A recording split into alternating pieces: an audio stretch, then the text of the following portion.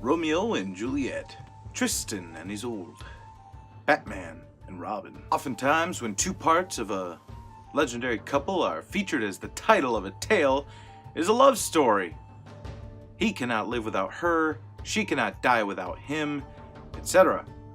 Not the case with the legend of Sigurd and Gudrun. Far from it, as the thumbnail suggests. The Norse and Germanic mythos derive from a cold, dark place. Unforgiving. Likewise, the literature tends toward dark, cold, and unforgiving. If you came seeking a happy ending, this ain't it. You're watching More Turn Ivy. I'm your host, Fat Shia LaBeouf. You're watching More Turn Ivy. I'm Johnny, and this is my review of The Legend of Sigurd and Gudrun by J.R.R. Tolkien.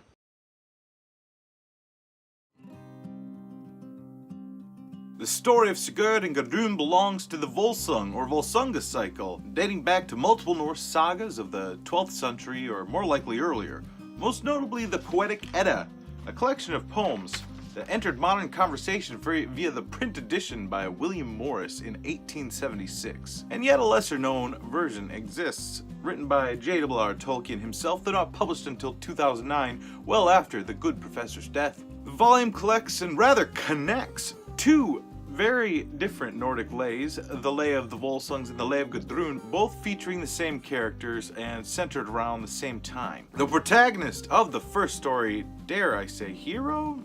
That's pushing it, is the Volsung Sigurd, known in the German legend as Siegfried. As a Volsung, Sigurd is of noble blood descending from gods, but he is disinherited from his father's throne, King Sigmund, for being believed to be a bastard product of an unfaithful mother. He is raised by his adoptive uncle Regan. As an adult and already accomplished hero, Sigurd and his retinue join the court of the Niflungs or Nibelungs, aka the Burgundians, where he becomes blood brothers to Niflung Lord Gunnar and betrothed to Gunnar's sister, Gudrun. You know, the one in the title. The Niflungs are currently at war with the infamous Huns, led by the infamous Atli, or you may know better as Attila, many of which they go on to slaughter in droves. Sigurd promises Gunnar the hand of a Valkyrie maiden, Brynhild, but upon awaking her, acts rather selfishly, I won't describe exactly how, and messes things up a bit. Sigurd, spoiler alert, is killed. Brynhild goes on to marry Gunnar, Gudrun goes on to marry Attila, and it's a tale of treachery and betrayal and death and suicide and more death and more suicide. I'd like to see Disney give a shot at doing something with this. And it's got all the elements of a Norse saga familiar to Tolkien's works. It has two love triangles that become a love quadrangle. Those Norse put Hunger Games to shame. We have an affair between a mortal and a deity, a la Beren and Luthien. Odin wedges an axe into a tree with a prize to the person who frees it. Sound familiar? Buried treasure is guarded by a virtually impenetrable dragon. Hint, hint. Sigurd slays the dragon, eating the beast's heart, as you do. And of course we have an enchanted gold ring. Does that ring a bell?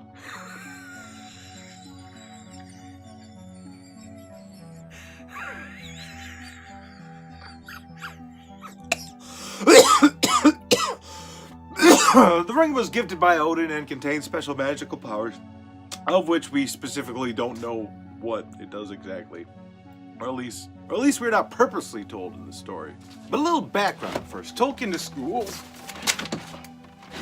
discovered the sagas at a very young age while still a student, and immediately fell in love with them. He preferred them over to the tales of cowboys and Indians and pirates and buried treasure, etc., even though buried treasure is clearly a recurring theme. But he says in the School Chronicle, and I quote, "One of the best of the sagas, and it is distinct from all the rest, is the Volsunga saga, a strange and glorious tale. It tells of the oldest of treasure hunts, the quest of the red gold of Andvari the dwarf.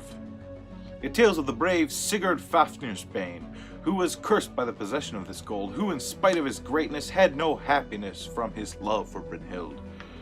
The saga tells of this and many another strange and thrilling thing. It shows us the highest epic genius struggling out of savagery into complete and conscious humanity.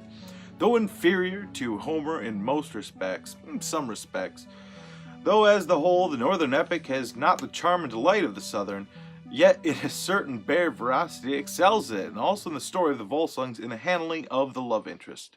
There is no scene in Homer like the final tragedy of Sigurd and Brynhild. Now, the Poetic Edda is an incomplete piece. Sometimes during the Middle Ages, somebody had stolen the middle of it and kept it to themselves.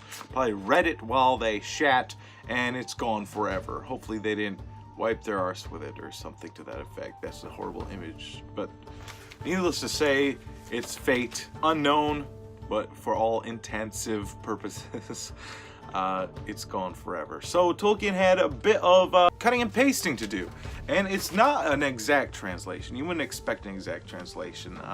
Tolkien did his best to cut out a lot of side plot and extra bits that really didn't belong to the narrative, that were really more of a distraction, if anything.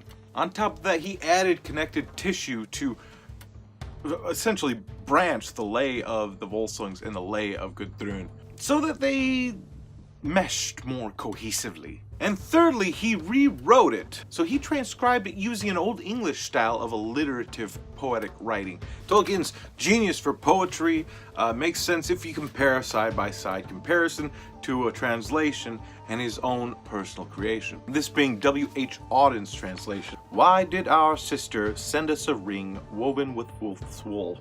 A warning, I think. A wolf's hair was wound in the ring. Wolfish our road if we ride this errand. Not bad. Not bad at all. Pretty good. Of Gudrun I think, grim thoughts awake. A ring she hath sent me, a ring only. Wolf's hair winds it, woven round it. Wolves lie in wait at the way's ending. That's some classy stuff right there. Hear how it just rolls off the tongue? Old English poetry isn't first letter alliteration as we think of alliteration now. It's rather the sounds the words make, sometimes in the middle or even the end. As long as there's that repetition, you can put them anywhere and it just works. And another. This being of Ursula Dronk's translation. The wolf shall rule the inheritance of the Niflungar, the old packs of grey ones, if Gunnar is lost. The swart-skinned bears shall bite with wrangling teeth, bring sport to the stud of curs, if Gunnar does not come back.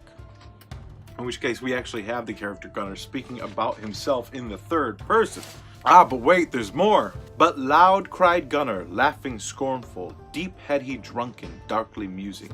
Let wolves then wield wealth of Niflungs, bears shall harbor in barren courtyards. Look at that, he really kicks it up a notch. I mean, how can you not love that? That's great. So before I get into what I think of the book, let me go over how others reviewed it. Starting from the top and working our way down. Writes Sean Barrs the Book Dragon. These are Tolkien's versions of the legends written with his own masterful penmanship and attention to detail. He has translated ancient poetry into English, making it feel modern and slick, yet he captures all the history and lore that come with such historical tales. I think this is the most accomplished because of how polished it is. He goes on, I love the way Tolkien described the battle between dragon and man, between hero and beast, as their rivalry dominated a large section of the poem. Black flowed the blood, belching drenched him, in the hollow hiding hard grew Sigurd. Swift now sprang he, sword withdrawing, there each saw each other with eyes of hate. The action was crafted expertly to capture the drama and the sheer epic nature of the situation. The poetry just flows from line to line, stanza to stanza. It's eloquently written and completely accessible. I really do recommend it to all Tolkien fans. Very good, Mr. Book Dragon. Sean Barrs the Book Dragon, having given it 4 stars. This one here is my favorite, coming from Captain Serati of the Royal Navy, retired. This is earthy and spare poetry, rich in story and tradition, and provides a tangible connection to our ancestors and their mythology more than 1,000 years old. It somehow feels canonical, as Beowulf is considered to be. Canonical to what? History? To Middle Earth? The Lord of the Rings? That lore? Connected? Maybe. I highly recommend this book. It is a real treasure. Captain Roddy awarding it 5 stars. Sahira Sharif. As much as I want to love this, I find myself being disheartened with every subsequent rereading, especially the Christopher Tolkien's footnotes was apparently a reiteration of his father's notes. I find it was too repetitive whenever Christopher gushes about Tolkien that it becomes less a translation, more about a son rambling about how awesome his father was. I mean, what would you do if your dad was Tolkien? The use of the modern language made it easy to read, especially for someone who is a non-native English user and who's relatively new to European mythology. But without an alternative material or even a direct translation for me to compare it to, which they exist, you had your chance, I was at loss. I might come back to this book again once I familiarize myself with other interpretation of Nibelungenlied. This is the German name for it. Nibelungenlied. Sahira awards it 3 stars. Alan Smith. It is with a feeling of disquiet that I write anything bad about John Ronald Reuel Tolkien. After all, in The Hobbit and The Lord of the Rings, he has given me and millions of others reading pleasure to last a lifetime. However, The Legend of Sigurd and Gudrun is one of his less approachable works. This translation of a long, turgid Norse saga is a scholarly work that, if it didn't have J.R.R's name on the cover, would probably only be read by a few intellectuals. However, the capitalist society being what it is, it comes as no surprise to me that it's out there on the bookshelves with the bestsellers. But frankly, anyone who buys this on the strength of his better-known works is due for a massive cold draft of disappointment. Might have a point there. But to be fair, few readers will get this far. I confess I've forced myself to go on reading it because it was Tolkien. Had it been a translation by John Smith, I'd have given up more than halfway through. Whoa now, what you talking about with John Smith? What's this about John Smith? What you got against John Smith? The time he spent on this translation would have been better used on something with more general appeal. Alan awarded it 2 stars. And finally, a 1-star rating comes from Kyle. Just Kyle. Like Bono or Madonna. Or Beyonce. Maybe Kyle is the next Beyonce. He goes on. The finished volume is some kind of crazy combination of mind-crushingly detailed Norse poetics primer and loosey-goosey fantasy passion project. It's hard to know what you're reading. Oh, Kyle. Shots fired, young man. That goes back all the way to 2012. Maybe he's not so young anymore. Alright, so now what do I think of the book? I will rate the criteria of which we at Mortar and Ivy judge all books, starting with readability. Readability gets a 4. It required several sittings to get through the entire book. It wasn't exactly the kind that you couldn't put down. You could put it down, but the language flows eloquently. It's beautiful poetry, and for lovers of poetry and or Tolkien and or mythology, it's an excellent read. So out of 5 stars, readability gets 4. Research. It's Tolkien, isn't it? The Oxford Don of Dons, the good professor. Expect nothing less than excellent research. 5. Writing ability. I mean, again, that's kind of like the last one. Masters alliteration in the Old English style. Every stanza rolls off the tongue. Writing ability. I mean, the man was a master, gets 5. Character development. 3. Kind of uses the old Norse archetypes. Doesn't do anything new with them. But this can be kind of expected. 3 for character development. Plot development. Also a 3. It's written in an old style, and so it lacks kind of, other than modern language, modern feel. It lacks the modern convention of narrative, really. Although he did cut out a lot of the side plots, of which he gets, 3 stars instead of less. It's still kind of action to action isn't very logical. It's just, well, it's the Norse, isn't it? Originality. It's fresh despite familiarity. It's a derivative work, almost unfair applying this criterion, but as it's not technically a translation and it is an author's own interpretation, thus a genuine work, we have to rate it by originality, and it only gets a 3. I've applied it. Inspiring interest in the topic.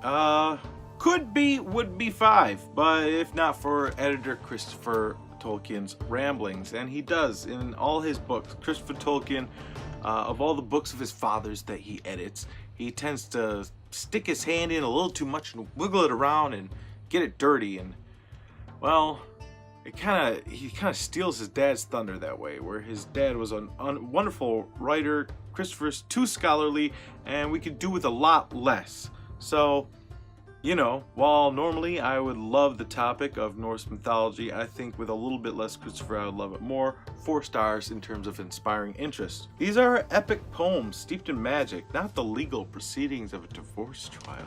All in all, by average, the book gets a total of 3.85 stars. We round that to 3.9, which we round up to 4 stars, because I'm not gonna illustrate 90% of a star. I'm not going to take my time. I've already got the 4-star graphic. I'm going to use that again. It's 4 stars. The Legend of Sigurd and Gudrun by J.R.R. Tolkien. Thank you again for stopping by. We've got lots of other great Tolkien related content coming your way, as well as our typical fare. If you don't mind, if you like it, hit subscribe. It's free. And if you don't like it, you can unsubscribe later. Also free. Hit the like button, do what you want, check out what we've got. I've been Johnny. You're always welcome in my neck of the woods.